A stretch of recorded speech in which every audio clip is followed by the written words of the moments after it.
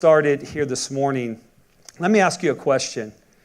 And it's a what if question. So what if the worst thing that ever happened to you actually turned out to be the greatest thing that ever happened to you?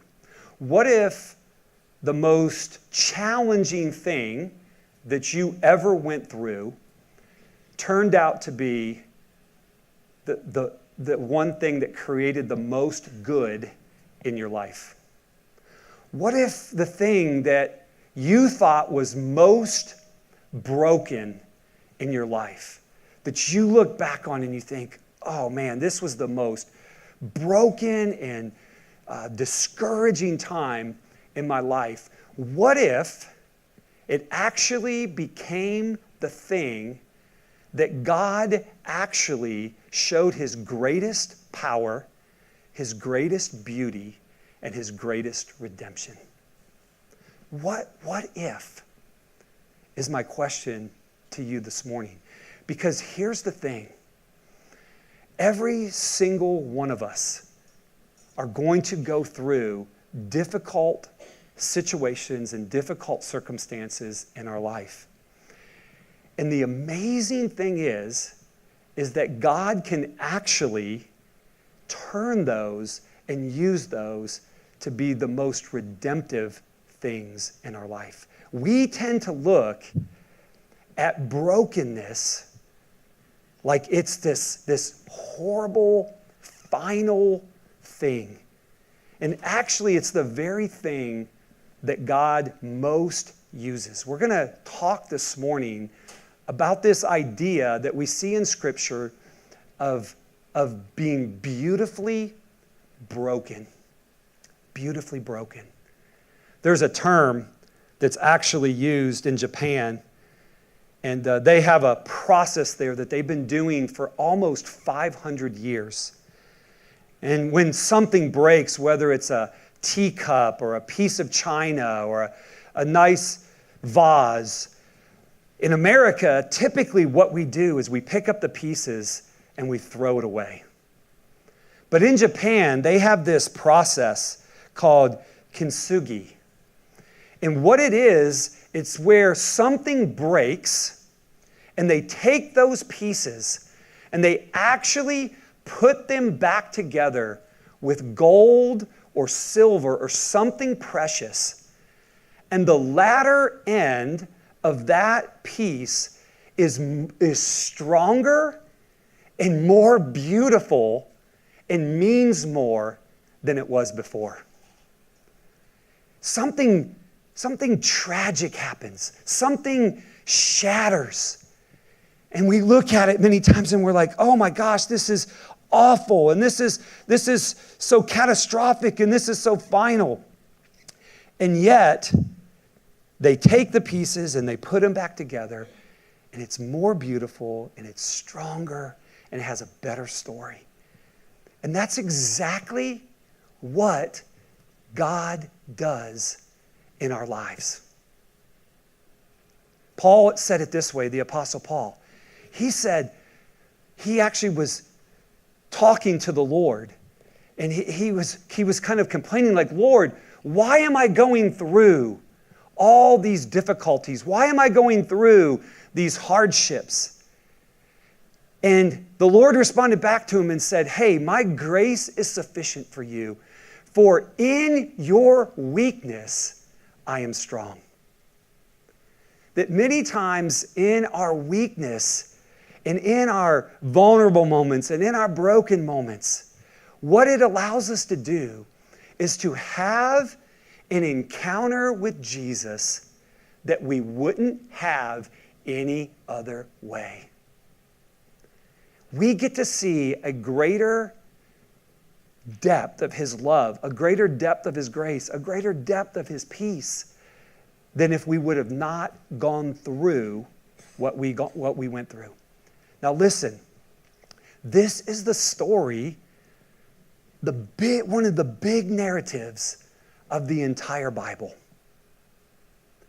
is that God has this ability, and I truly believe He's the only one who has this ability to take everything bad that's happening in our life, everything that's catastrophic happening in our life, and He actually has the ability to make it beautiful.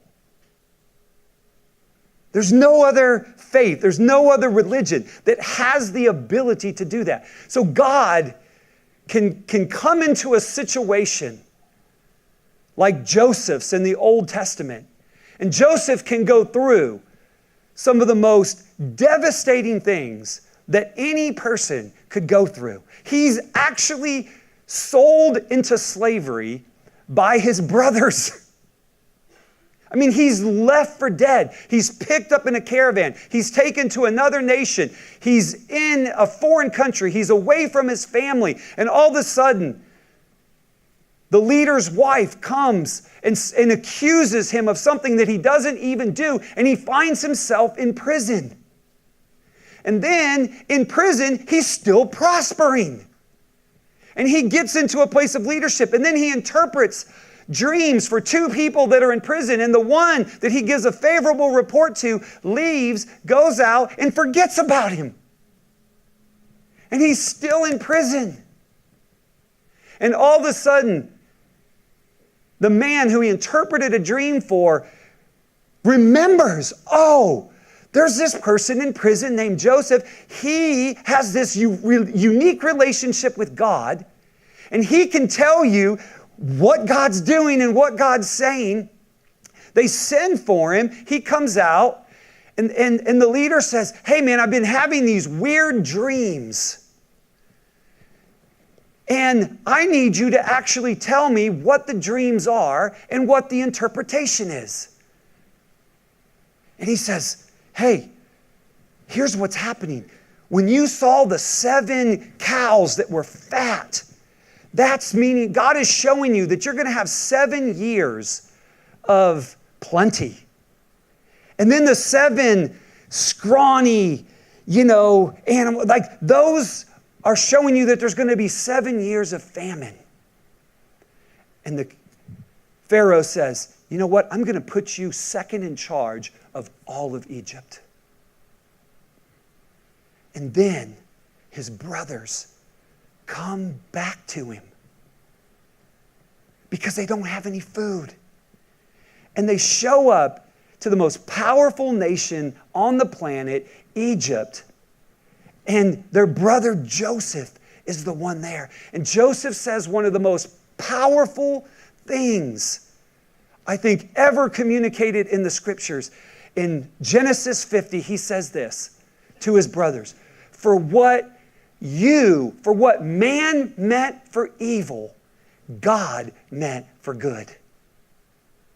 God was able to take his betrayal. He was able to take his prison time. He was able to take everything that was going on in his life, and he was actually able to turn it into good. And God, all through the Bible, that's the narrative that we see. That God has this ability to take what's broken in our lives and make it beautiful. I thought back to some of my friends' stories over the years about the moment that they would tell you that their lives collided with Jesus. I asked them to finish this sentence. My life collided with Jesus when? When? My first friend said this, when I got my 3rd DUI and I was sitting in prison at rock bottom. God took what was broken and ultimately led me back to himself, and it became beautiful. I asked my second friend, on the day I was told I had 3 months to live because I had stage 4 cancer. When I had lost everything, this is true stuff. When I had lost everything, was sitting in a hotel room in Houston with a gun in my mouth getting ready to take my life.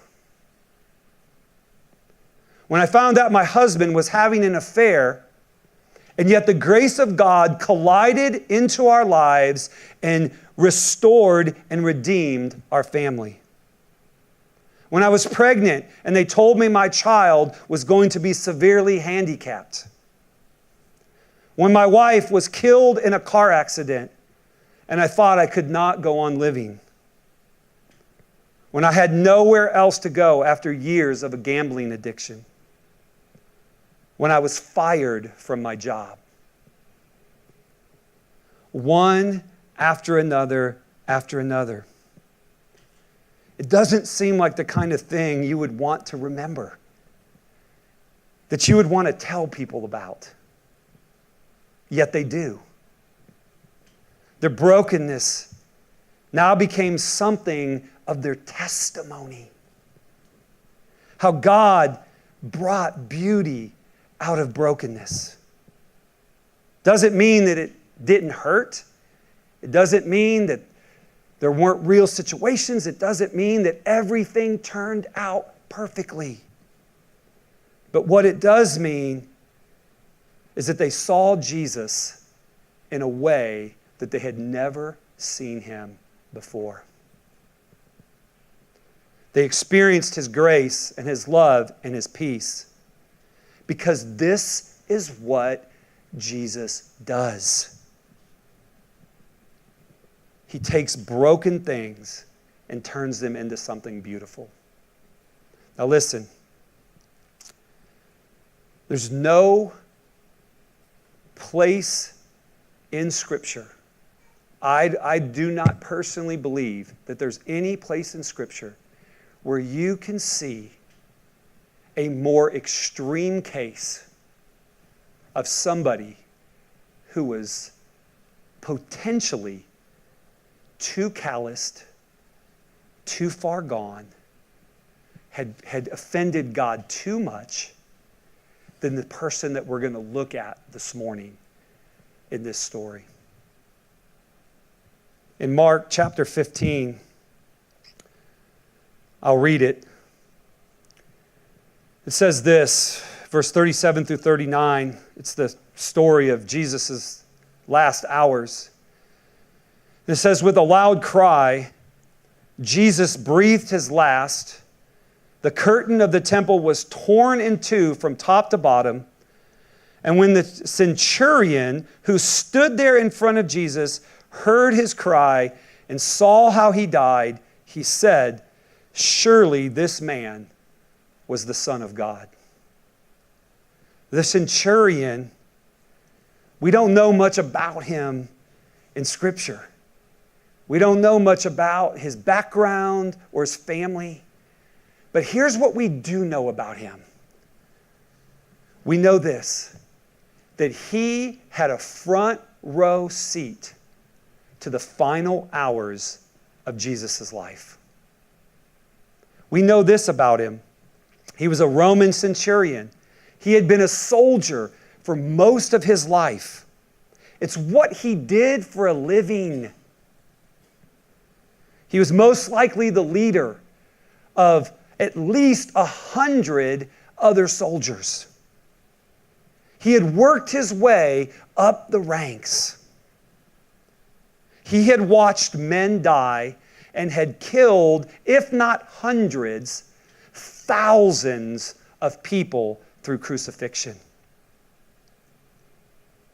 When we meet him in the story, it's just another day for him. This was his job. This was his job. This is what he did. There was nothing radical about this particular day. This is what he did. He had gotten really, really good at crucifying people. He knew exactly how to do it. He knew how to tie the hands up so the skin was perfectly tight. He knew how just the amount of whips to give somebody. He knew exactly how to bring somebody right to the edge of their life and then put them on the cross. This is what he did. It's just another day. It's just another assignment. He's simply been given an assignment to kill a Jewish agitator. There was nothing special. There was nothing radical about Jesus. He had done this hundreds and hundreds of times. He was responsible for stripping the clothes off of Jesus, tying the Son of God's arms to an upright post, and then punishing him to the point of death. He had done it so many times that when you read the biblical story, you'll see something profound stick out. He had done it so many times that they began to actually cut up and make jokes with Jesus.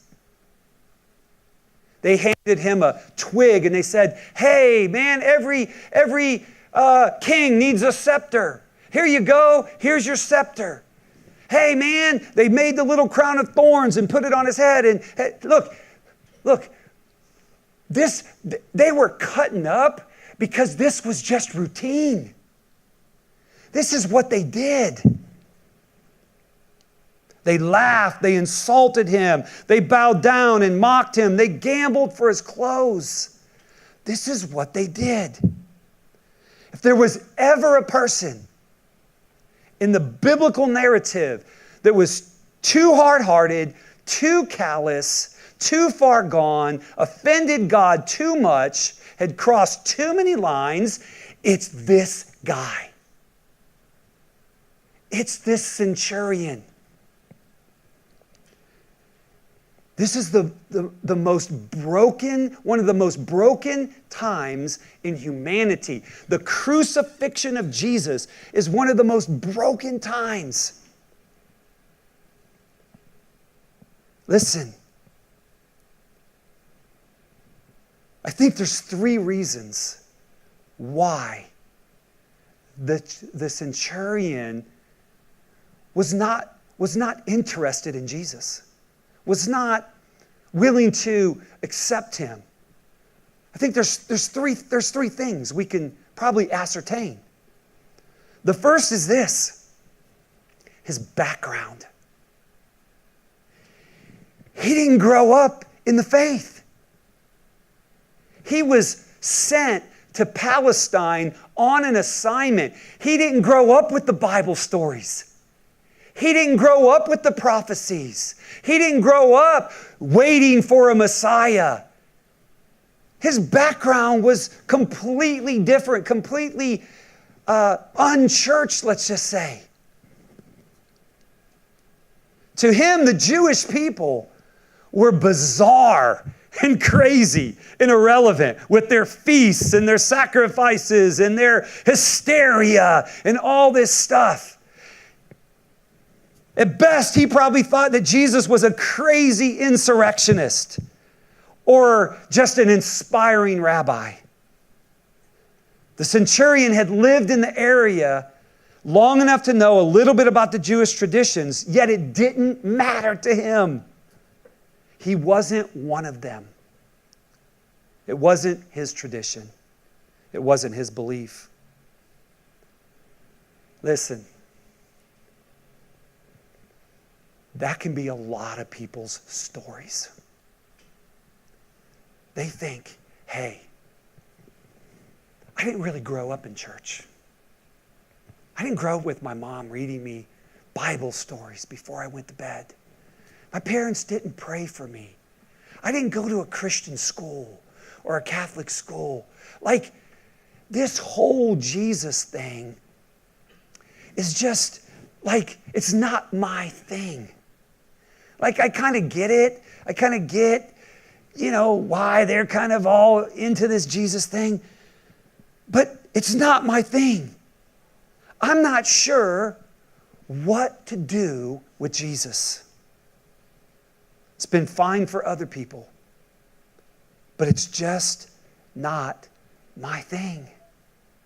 It's not my thing. I think the second thing that kept him from receiving Jesus, or at least considering Jesus, was his prejudice. His prejudice. He likely had a very deep prejudice towards the Jewish people. The Jewish people were known for being obstinate. They were known for being proud and disdaining and hurling insults at the Roman people. Roman citizens looked at Jews as being an inferior people. He probably hated being stationed in Palestine. He probably hated it. There was name-calling, racial slurs being hurled back and forth. And here's the thing.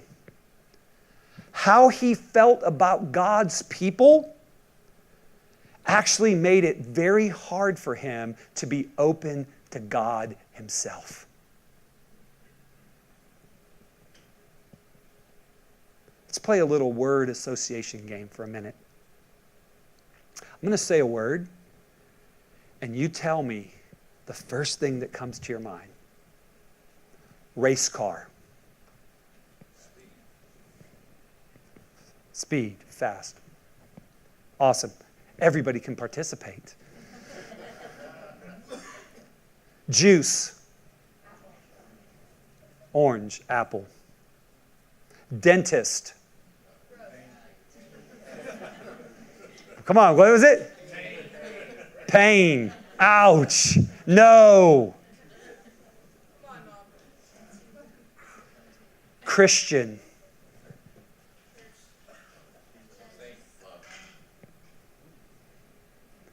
Most people would say hypocritical, judgmental, boring, rigid, angry. The centurion's experience with God's people actually kept him from investigating God himself. The number one reason why people say that they don't want to go to church is they say, we love Jesus, but we don't like his followers. We don't like his people.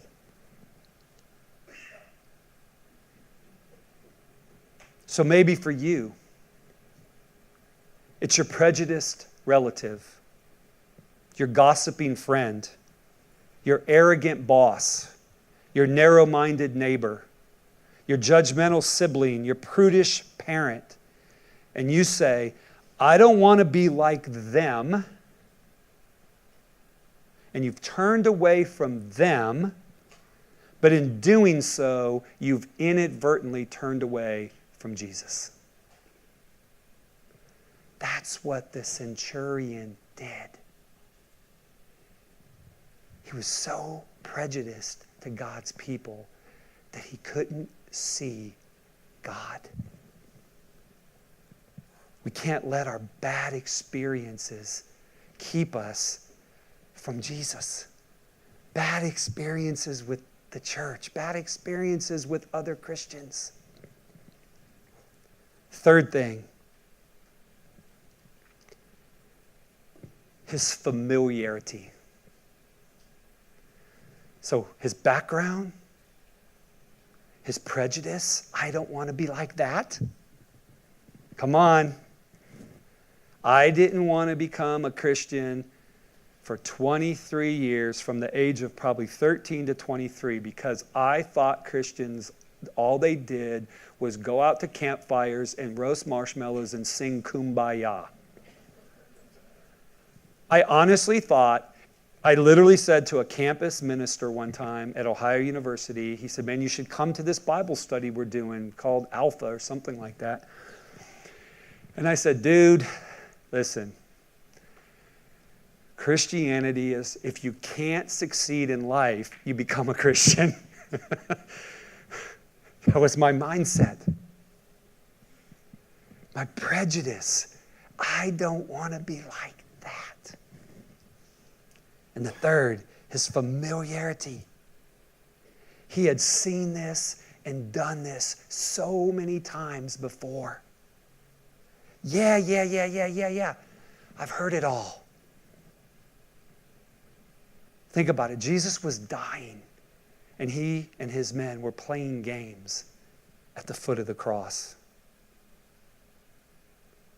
And this is what we have to watch out for.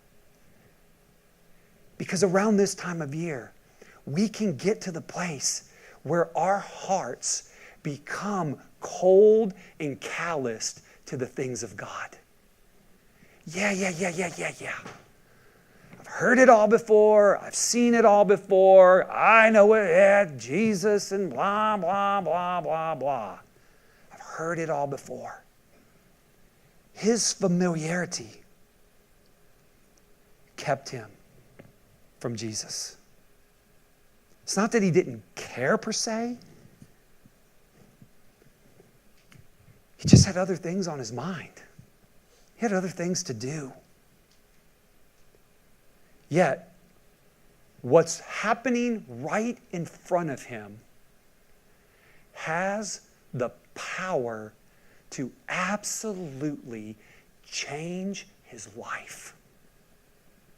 What's happening right in front of him. So what changed this man who was hardened, calloused, familiar, prejudiced, no church background, no religious background, no interest? What changed him that at the end of it, he is confessing that Jesus is the Messiah, that Jesus is the Son of God? What changed him? I mean, was it the sky growing dark and the earth trembling? Like that could have had a part in it. I'm sure it did. He's there. An earthquake happens. It gets dark. You notice those things.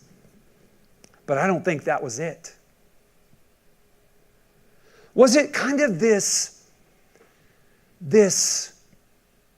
sense that he had that Jesus really believed that he wasn't supposed to be there? Was it as he's watching Jesus and Jesus' posture? He probably noticed that. Probably noticed that he got this sense that Jesus was different, that Jesus was there willingly, that Jesus was freely laying down his life. Was it the authority that he possessed? Because Jesus said, listen, I could call 72,000 angels right now and this deal would be over. And with every single lash on his back, the angels in heaven leaned forward and said, Jesus, just give the word. Give the word. We're there. Was it the authority that Jesus possessed? I'm sure that made an impact on him. Was it the way that he treated his mother in his worst time of pain, in his worst time of humiliation? He's looking down at his mother and tenderly asking her to be cared for. Was that what changed him? Maybe. But I don't think it was the most important thing. Was it him crying out, my God, why have you forsaken me? A famous Psalm 22 that talked about crucifixion 1,000 years before it was even invented. Was that? No, he probably wasn't familiar with Psalm 22. So what changed this calloused, hardened, overly familiar person to ultimately respond to Christ and give his life to Christ? I honestly think it was two things. I think the first thing was this: his posture in death. He had seen thousands of people be crucified. And you know what 99.9% of those people were doing? They were spewing venom at him. If they were praying, they were calling down judgment and fire upon that man and those soldiers, and wanting destruction and disaster to come to that person. In their moment of pain and brokenness, what came out of them was anger and frustration. I remember listening to a Ravi Zacharias. He's a famous apologist. And he was talking that he had got to meet Yevgenia Stalin, the daughter of Joseph Stalin, who became a Christian. And she said, Ravi, I cannot get one picture out of my mind. She said, Ravi, do you know that my father at one time was studying to go into the ministry? He was on his way to go into the ministry. And he got consumed with power. Stalin was famous for bringing chickens into the room with his leaders, and he would have them all plucked out, every feather plucked out painfully.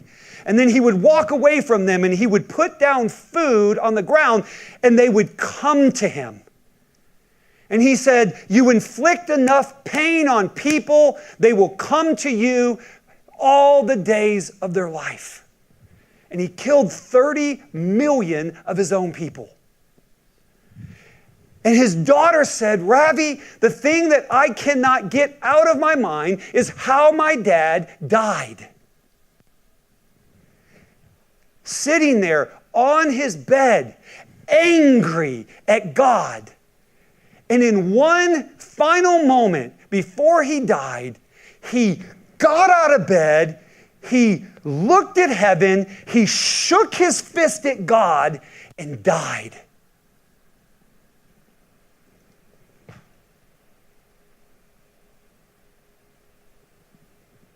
The centurion had probably seen hundreds and thousands of people in that moment be that exact same way. But something changed him. Here's what changed him. It was Jesus' posture. But it was when the gospel became personal.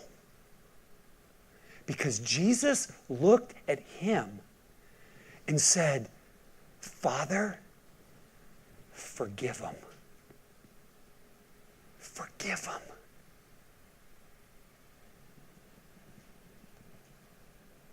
Who forgives in a moment like that? I mean, somebody cuts me off on the road, I want to follow them home and blow up their car. My kids, we'll edit that. No. My kids cut me off in the room and I bump my knee on, and I'm like, Who extends grace? Who extends mercy? Who extends love? Who extends forgiveness in that moment? Can you imagine being the centurion? You're the one that is responsible for inflicting pain on the Son of God. And yet he looks at you and says, Father, forgive them. This story, here it is in a nutshell. I might not know everything about every single person sitting in here, but I do know one thing, that Christ died for you.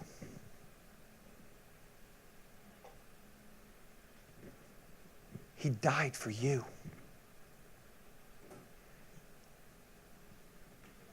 And when the gospel becomes personal, it's not just ethereal. See, in those moments of brokenness, the gospel becomes real. The gospel becomes personal. And God then takes those moments that seem so broken, and He actually uses it. He took the most broken, devastating, disheartening situation that could ever happen, the cross. And He flips it and He uses it redemptively in all of our lives. So whatever brokenness you're going through, like God is at work in that. And He says this, I'll end with this, in Romans 8. He says, all things work together for good for those who love God and are called according to His purpose. All things work together for good. Every single thing that you're going through, He'll turn it into something beautiful. We're going to, around this time of year, we always have a special dance that my daughter Mia does. And this is just a visual and an enactment of what Christ actually did on the cross for us. And so I'm going to have her come up, and then afterwards we're going to take communion as a church, and then we're going to end with one final song.